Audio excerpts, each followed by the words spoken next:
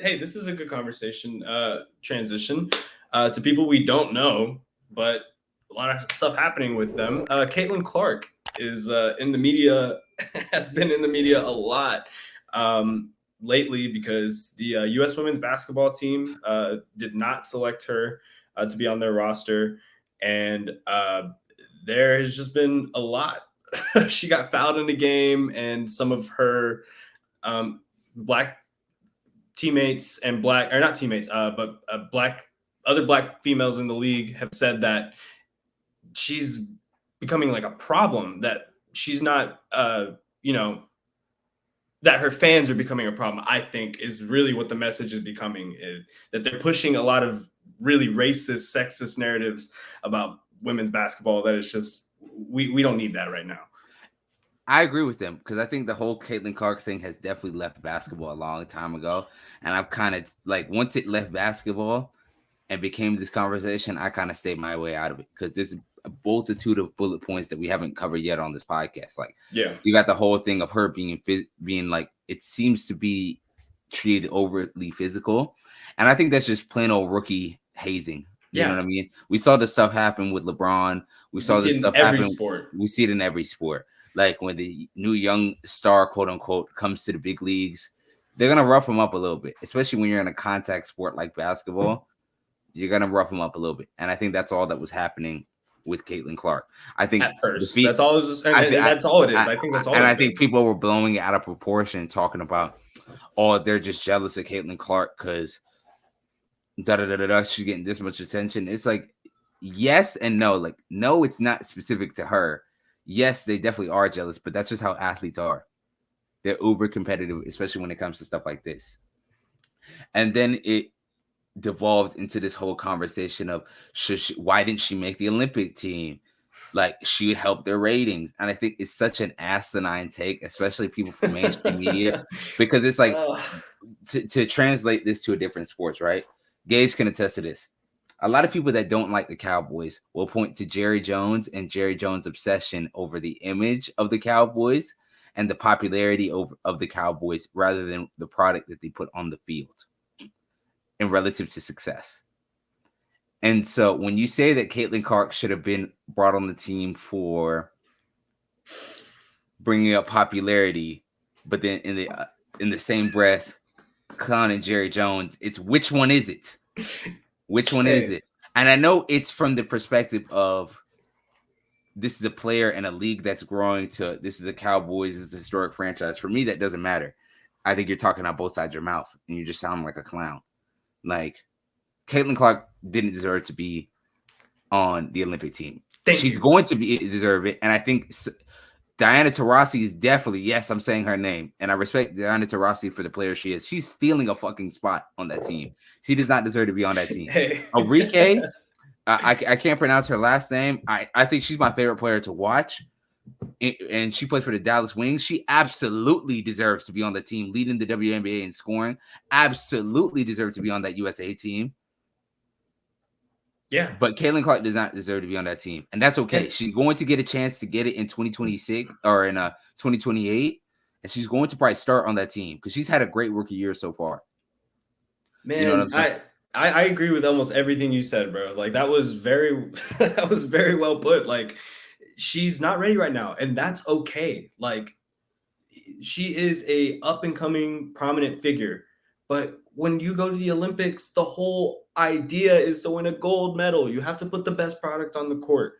If we go to the WNBA and we're looking at it from just stats, watching the games, she's turning the ball over more than 5 times a game. She's averaging 5 turnovers a game. She's leading all rookies in scoring right now, but like, in the grand scheme of things, is she a top 15 women's basketball player in the world right now? No, but that's okay. That's okay. That's okay. And we don't have to push these narratives too of that, like, oh, well, she didn't make it because like she's white and her teammates hate her. No, that's not the case. She's just not good enough right now. She has to earn her way onto the roster just like every one of those other women had to. And I also want to call Cap. I want to give a shout out to Angel Reese. I know a lot of people didn't think that her game would translate to the WNBA. What she's doing with Chicago is pretty impressive. The neck and neck race her and Caitlyn are gonna have for Rookie of the Year, it's amazing. Yeah, she's also lying too. She's capping when she's talking about yeah, people are watching for me as well. People didn't know who Caitlyn was before me. You're wrong. People knew who Caitlyn Clark was. Yes, I got to give it credit where credit was due. Your rivalry, you and LSU's rivalry with Caitlyn Clark in Iowa, did help put a lot of light on that stage and in this sport, and you deserve credit for that. But people very well knew who Caitlyn Clark is before you were entered into the conversation. Yeah, and that's not to take anything away from what Angel Reese is doing. Like you said, she's having a great season. I loved her at LSU, and we've talked about it before on the podcast of like we've seen these like racist and sexist elements bleed into it before because we've had this conversation where people were calling her a villain during all of this.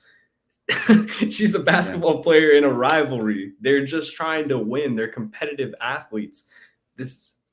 I mean, it's the same thing as we see in any other sport. So the fact that people are starting to just make this into something else, also because like I saw Serena Williams also backed Caitlyn Clark, and a lot of people were just taking that and running with it, and it's just like, well, she was just giving her support because in the sense that like Caitlyn Clark is just playing basketball. That's all she really wants to do. She's just a product of everything else and all of the stupid fucking people on the internet talking about this. I agree with that, but then that goes into the conversation of heavy is the head that wears the crown.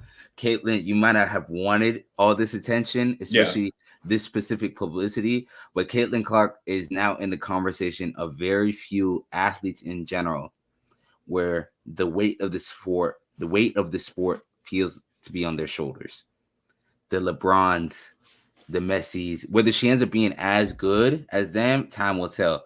Even bigger than anything Taurasi or Sue had to handle, and Lisa Leslie and the ladies before them.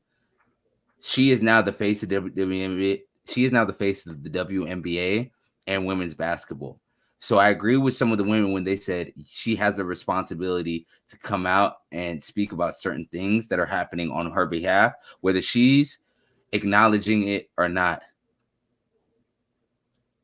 Yeah, and I think that's a big point because I think the first night they had asked her about it, she like kind of just was like dismissive of it. She didn't say anything. She was just like, "Oh, I'm just here to play basketball. I'm ignoring all of that."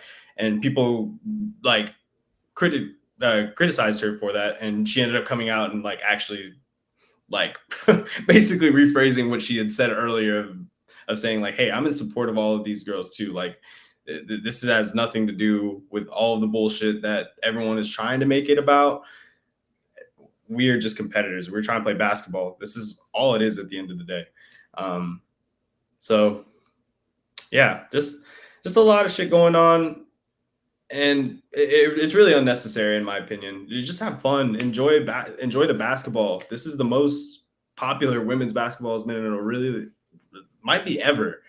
And yeah, we just gotta take it for it is, man. Take it for what it is, and hope that all of these women can continue growing the sport too, because more money in their pockets is good for everybody. And I'm having a blast, bro. I've been watching the WNBA this season, really more than I ever have, and I have watched the WNBA before in the past. But as far as keeping up with all the storylines, like the Aces really have a chance to three-peat. I think Asia is clearly the best player in. Shout out Becky Hammond. Yeah, what they're doing over there is great. I'm really the Wings are on a losing streak, and I'm kind of annoyed. But I mean, Arike's getting buckets, so I'm getting lit. Like I'm having a blast watching them. So a shout out to them, and I'm looking forward to seeing what they have in store for the second half of the year.